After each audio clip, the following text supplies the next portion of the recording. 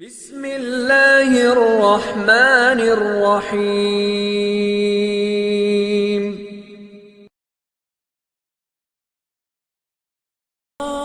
روزہ اللہ اور بندے کے مابین ایک راز ہے۔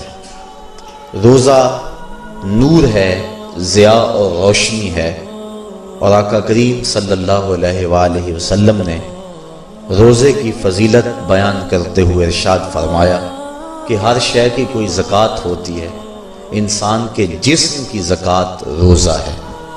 اگر روزہ رکھے گا تو جسم زکوٰۃ ادا کرے گا، جس طرح زکوٰۃ سے مال پاک ہوتا ہے، روزے سے جسم پاک ہو جاتا ہے۔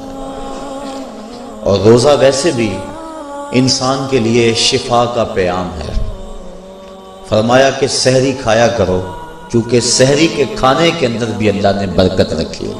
تو یہ ماہ سیام اپنے دامن میں برکتیں لے کر، رحمتیں لے کر نازل ہوتا ہے۔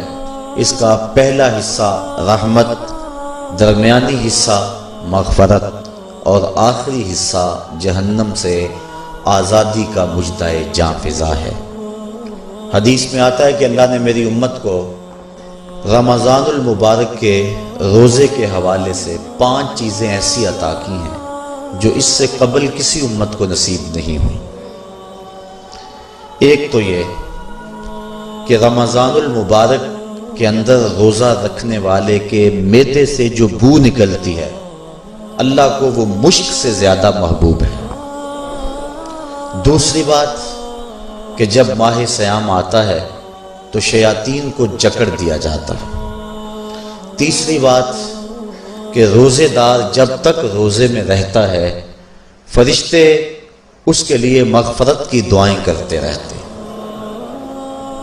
اور چوتھی بات، جب ماہ سیام کی آخری رات آتی ہے تو اس کے سارے گناہوں کو بخش دیا جاتا ہے اور اس کو جہنم سے آزادی کا پروانہ مل جاتا ہے۔ بلکہ ایک صحابی نے حضور سے عرض کی کہ آقا کریم، جو یہ جہنم سے آزادی کا پروانہ مومن کو ملتا ہے تو کیا یہ لیلۃ القدر کی رات ہے؟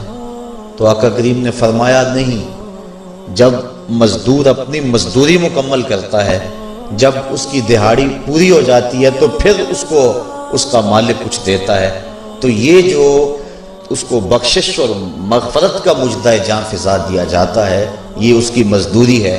اور فرمایا کہ جو لیلۃ القدر کی برکتیں اس کو حاصل ہوتی ہیں، یہ اس کے علاوہ ہیں۔ اور یہ اللہ تعالیٰ جل شانہ نے خاص کرم نوازی فرمائی بندہ مومن پر کہ اس کو یہ بابرکت رات عطا فرمائی۔ اور 5ویں فضیلت جو اس کو دی گئی روزہ دار کو، اور حضور سے قبل جو امتوں میں لوگ روزے رکھتے تھے، یہ فضیلتیں ان کو نہیں عطا کی گئی۔ جنت کو پورا مومن کے لیے آراستہ و پیراستہ کیا جاتا ہے۔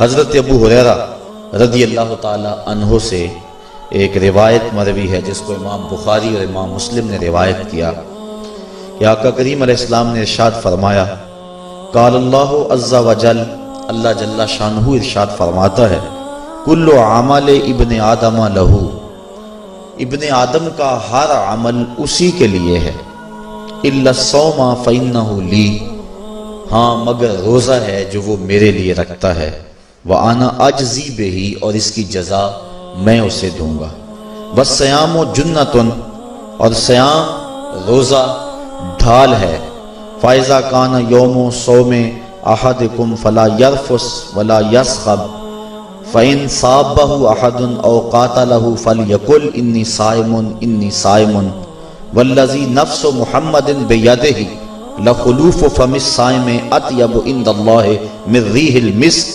لِلصَّائِمِ فَرْحَتَانِ يَفْرَحُهُمَا إِذَا أَفْطَرَ فَرِحَ بِفِطْرِهِ وَإِذَا لَقِيَ رَبَّهُ فَرِحَ بِصَوْمِهِ۔ تو فرمایا کہ جب کوئی شخص روزہ رکھتا ہے تو اس کا یہ عمل اللہ کے لیے ہے اور اللہ تعالیٰ اس کی جزا دے گا۔ روزہ ڈھال ہے، جب کوئی شخص روزہ رکھے تو وہ اس کے اندر کوئی اللہ کی نافرمانی نہ کرے، یہاں تک کہ اگر اس کو کوئی شخص گالی بھی دے تو وہ یہ کہے کہ میرا روزہ ہے، میں صائم ہوں، میں نے روزہ رکھا ہوا ہے، یہ کہہ کہ لڑنے والے کو، الجھنے والے کو ٹال دے۔ حضور نے ارشاد فرمایا مجھے قسم ہے اس رب کی جس کے قبضے میں محمد کی جان ہے کہ روزہ دار کے معدے سے جو بو نکلتی ہے اللہ کو وہ مسک یعنی کستوری کی خوشبو سے زیادہ محبوب ہے۔ اور روزہ دار کے لیے دو خوشیاں ہیں، ایک خوشی اس کو اس وقت ملتی ہے جب وہ روزہ افطار کرتا ہے، اور دوسری خوشی اس کو اس وقت ملتی ہے جب اس روزے کے صلے میں اسے اپنے رب کا دیدار نصیب ہوگا۔ یہ بات ذہن میں رکھیں کہ اس دنیا پر سب سے بڑی دولت جو حضرت انسان کو دی گئی ہے وہ دولت ایمان ہے، اور قیامت کے دن سب سے بڑی دولت جو اہل ایمان کو دی جائے گی وہ اللہ تعالیٰ کا دیدار ہوگا۔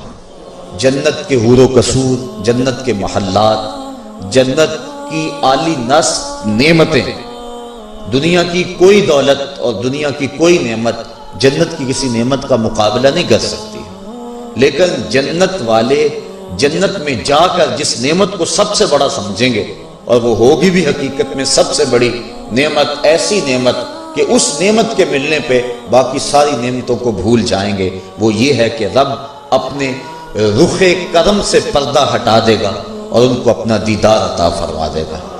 تو یہ سب سے بڑی دولت جو مومن کو آخرت میں نصیب ہوگی یہ روزے کے صلے میں نصیب ہوگی۔ یہ روزے کا وہ ثمر ہے، یہ روزے کا وہ پھل ہے جو اللہ اہل ایمان کو قیامت کے دن عطا فرمائے گا۔